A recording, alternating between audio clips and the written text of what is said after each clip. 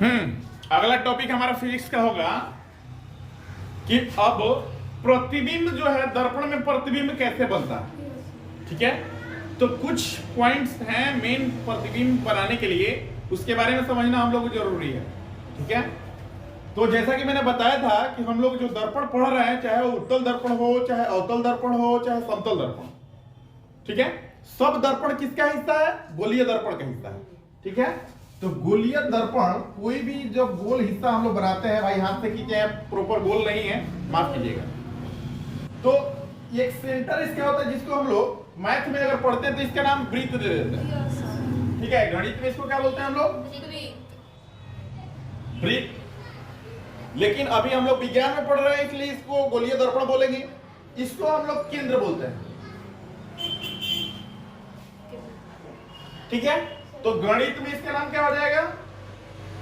गणित में इसका नाम हो जाएगा केंद्र। लेकिन अभी हम लोग फिजिक्स में पढ़ रहे हैं इसलिए इसका नाम हो जाएगा वक्रता केंद्र। वक्रता केंद्र, वक्रता केंद्र। केंद्र को इंग्लिश में सेंटर बोलते हैं, इसलिए वक्रता केंद्र को सी से लिखा जाता है। किससे लिखा जाता है? सी से। जबकि मैथ में इसको ओ से लिखा जाता है। मैथ में ओ से लिखा जाता है सेंटर को, और फिजिक्स में हम लोग किससे लिखते हैं? सी से। चलिए, तो ये समझ में आ गया कि एक केंद्र के चारों तरफ परितः, परितः माने चारों तरफ जो ये भाग खींचा गया है, इसी को हम लोग क्या बोलेंगे? गोलीय दर्पण बोलेंगे। ठीक है, तो गोलीय दर्पण में मान लीजिए कि अब यहां से हम समझने के लिए लिखे थे, इसको इरेज कर रहे हैं, मिटा रहे हैं। ठीक है, केवल सी लिखते हैं, समझिएगा कि वक्रता केंद्र है सी। ये जो आप देख रहे हैं दर्पण, यहां से लेकर के यहां तक का हिस्सा, मान लीजिए जितना हिस्सा हम काटा हम इतना ही हिस्सा काट रहे हैं दर्पण के लिए। हालांकि इसकी इस लाइन की कोई जरूरत नहीं है, इस लाइन की जरूरत है। कब है? क्योंकि जब कलई करेंगे तो, ठीक है, खोखला तो काटेंगे नहीं, तो काट लिए और काट करके भीतर से क्या कर दिए? इसको रंग कर देंगे। तो रंग कर देंगे तो देखना है होगा हमको इधर से, तो ये हमारा क्या कहलाएगा? उत्तल दर्पण।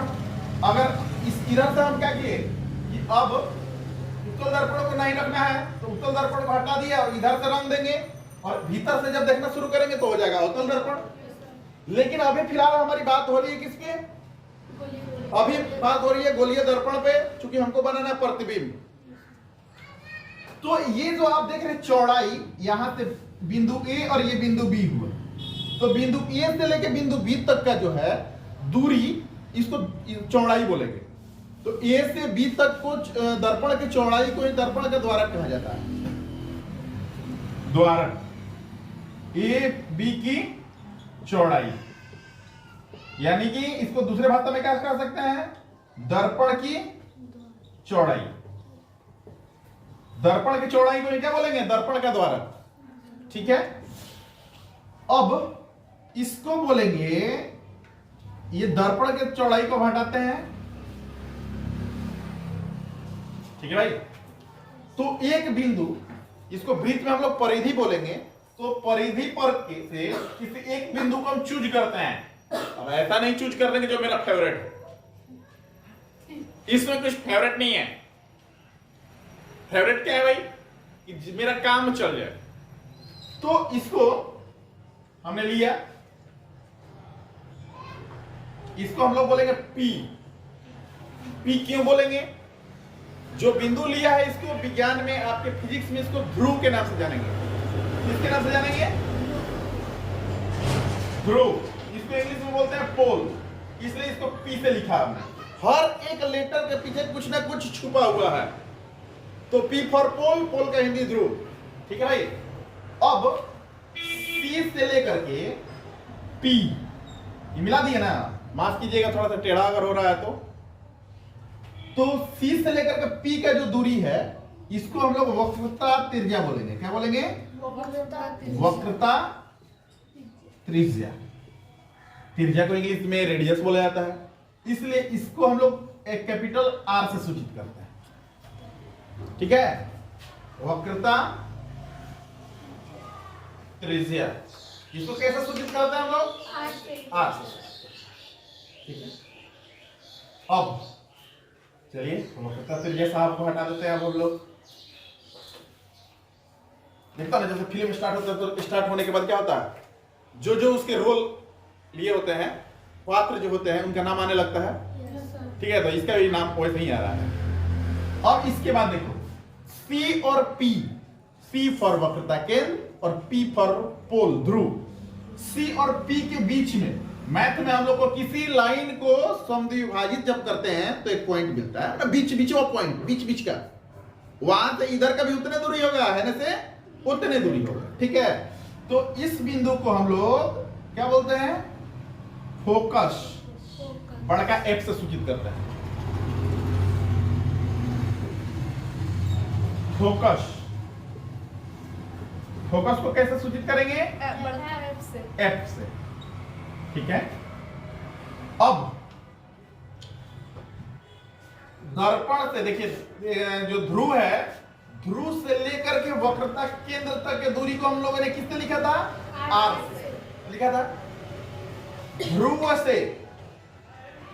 से फोकस तक के दूरी को यहां से लेकर के यहां तक के दूरी को स्मॉल f से लिखते हैं।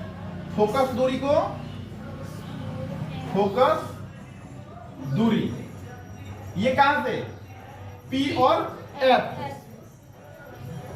P तथा F के बीच की दूरी, बीच की दूरी को क्या कहते हैं, फोकस दूरी।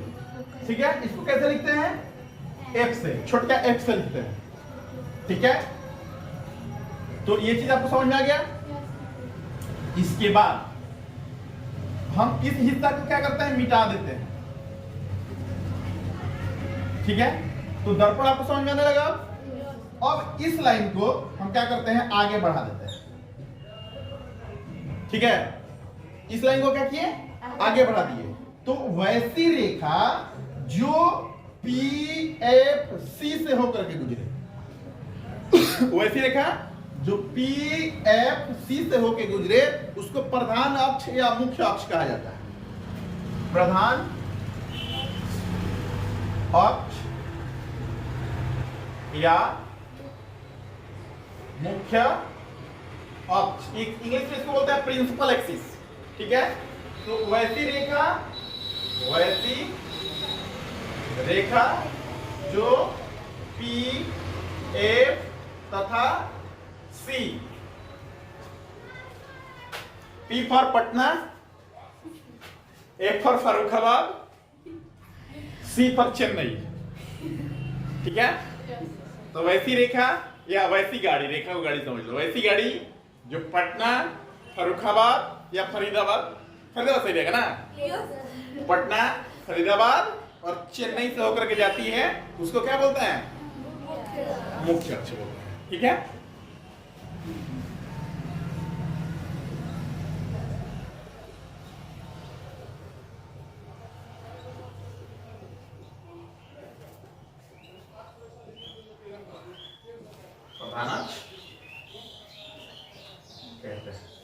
ठीक है सर। तो जो गाड़ी हमारी पटना से होकर के चल रही है, स्टेशन वाला कैसे अनाउंसमेंट करता है? कि प्रतिबिंब वाली गाड़ी, ध्यान रखिएगा, प्रतिबिंब वाली गाड़ी जो कि बहुत जल्दी दर्पण वाली स्टेशन पे आने वाली है, ध्यान रखिएगा, प्रतिबिंब वाली गाड़ी बहुत जल्द दर्पण वाली स्टेशन पे आने वाली है, जो कहां से होके जाएगी। अब देखो अनाउंसमेंट नहीं करता ना स्टेशन वाला, प्रतिबिंब वाली गाड़ी दर्पण स्टेशन पर बहुत जल्द आने वाली है, जो पटना, फरीदाबाद तथा चेन्नई के रास्ते जाएगी, है ना। अब उस ट्रेन का स्टॉपेज कहां है, उस ट्रेन का स्टॉपेज कहां है, कहां रुकेगी। आप लोग क्या करते हो आजकल, घर बैठे सारा सुविधा चाहिए। पहले क्या था, मोबाइल नहीं था तो स्टेशन हम लोग पहुंच जाते थे, इंतजार करते हैं ट्रेन कब आएगी कब आएगी कब आएगी, एक आध दो झलक मार भी लेते थे, बैठे बैठे घूमा जाते थे, गिरने लगते थे, होता था ना। अब मोबाइल आ गया है, घर ही से मोबाइल पे चेक करते हैं कि ट्रेन कहाँ है। ट्रेन अभी तो हमको जाना है सिवान स्टेशन जाना है, और ट्रेन कहाँ है, अभी छपरा है। 11 बजे की ट्रेन है, ठीक है, 10:30 बजे तक देखे, अभी तो 11 बजे ना है, ट्रेन तब तक दिखा दी कि आधा घंटा लेट है। एक नींद मार लेते हैं, कहीं खा पी लिए हैं तो थोड़ा सा तो नींद चाहिए ना, तो एक नींद मार लेते हैं। अभी आधा घंटा तो लेट है, 11:30 बजे आएगी। घड़ी में अलार्म सेट कर दिए, कितना बजे का, 11:05 का, क्योंकि देखें 10:30 बजे ट्रेन आनी है, 11:30 बजे अलार्म फिट कर दिए, कितना बजे, 11:05 पे। कहता मोबाइलो हमारा टोय टोय करके उठा देगा हमको। अब हम क्या करते हैं, सो लेते हैं। अब नींद इतनी गहरी है कि देखो भाई, खाने के बाद खाना खाने के बाद जो होता है ना, शराब से भी ज्यादा नशा होता है खाना में। आप कभी भी खा लीजिए, खा करके पानी पी लीजिए, तो देखिए कितना जल्दी नींद आती है, ठीक है। अब बेचारे मारे डकार मारे और सो गए। अब मोबाइल का अलार्म बज रहा है, लेकिन अब नींद खुल नहीं रही है। नींद कितने बजे खुल रही है, 11:35 पे उठ गए, सीधा जैसे कर रहे हैं, मोबाइल देख रहे हैं, लो ट्रेन तो छूट गई, ठीक है। तो पहले वाला समय ठीक था कि अब वाला समय ठीक है, जाके इंतजार करते थे लेकिन ट्रेन नहीं छूटती थी। आज सब कुछ है पास में, लेकिन ट्रेन मिस कर जाती है। तो आपकी ट्रेन पढ़ाई वाली ट्रेन है, आपकी ट्रेन मिस नहीं होनी चाहिए, ठीक है। आपकी ट्रेन देखो, आज की ट्रेन कहां से कहां जाने वाली है, पटना, फरीदाबाद और चेन्नई जाने वाली है, और आप जाने वाले हैं चेन्नई तक। आपकी ट्रेन पटना से लेकर के चेन्नई तक जो जाने वाली है, बीच में कहां कहां रुक रही है, उसी चीज को देखना है, ठीक है।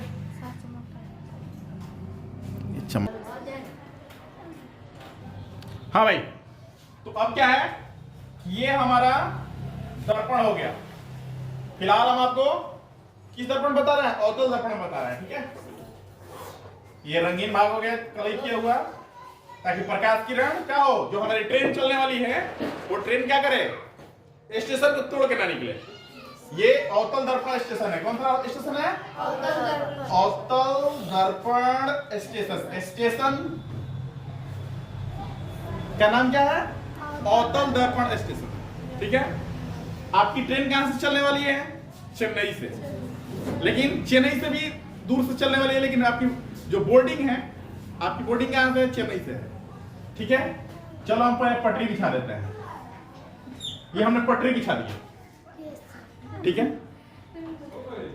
इसका नाम, जिस स्टेशन पे हम रुकने वाले हैं उस स्टेशन का नाम है पटना पी, ठीक है।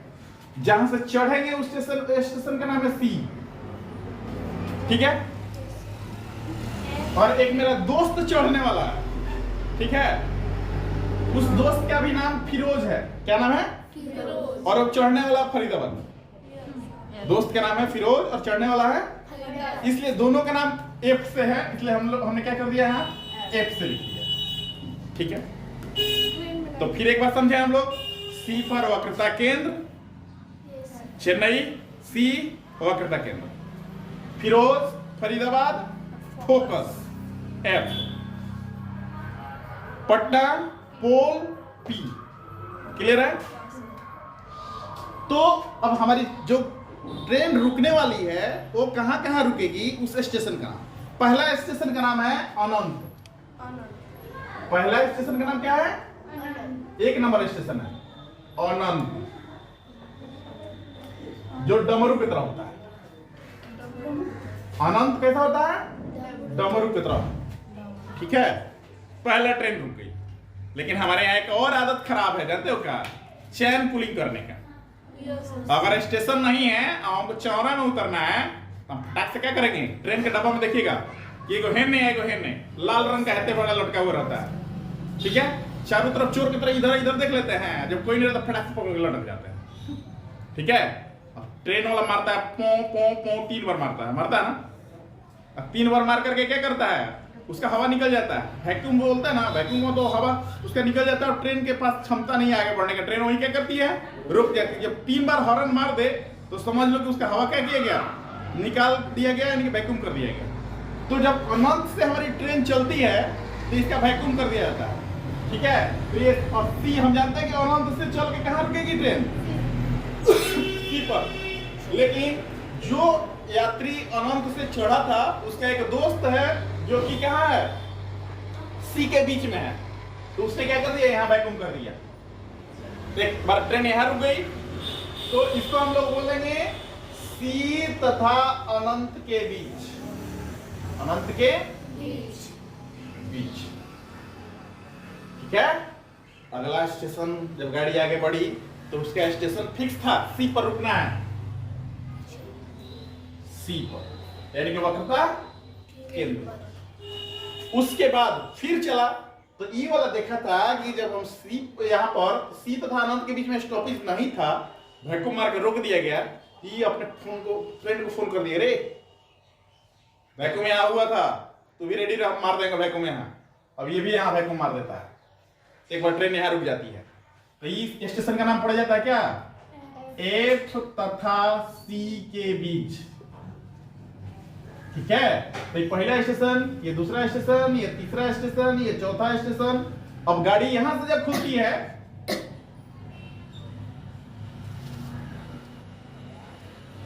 तो अब कहां आती है, एफ पर, यानी कि फरीदाबाद पहुंच गए, फरीदाबाद पहुंच गया। अब फरीदाबाद से क्या करता है, फरीदाबाद वाला फोन कर देता आगे वाले को, नहीं फरीदाबाद वाले को क्या पता कि वैक्यूम हुआ कि नहीं हुआ, क्या पीछे वाले को पता नहीं था।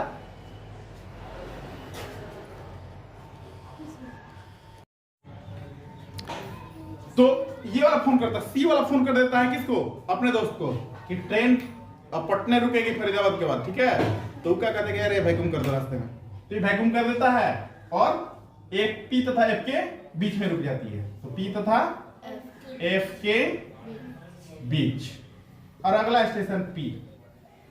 ठीक है। तो कहने का मतलब ये है कि प्रतिबिंब वस्तु को कहां कहां रखने से प्रतिबिंब बनेगा, यानी कि जब वस्तु अनंत पर होगी तो भी उसका प्रतिबिंब बनेगा, जब वस्तु सी तथा अनंत के बीच होगा तो भी प्रतिबिंब बनेगा, जब वस्तु सी पर होगा तो भी प्रतिबिंब बनेगा, जब एफ तथा सी के बीच हो तो भी प्रतिबिंब बनेगा, जब एफ पर हो तो भी प्रतिबिंब बनेगा, जब ध्रुव पर हो तो भी प्रतिबिंब बनेगा। इस 7 कितना 4 5 6 पोजीशन में प्रतिबिंब करना है, जिसका डिस्कशन हम लोग कल करेंगे। ठीक है। फिलहाल इतना टॉपिक इसलिए मैंने बताया ताकि आपको याद रहे। ठीक है।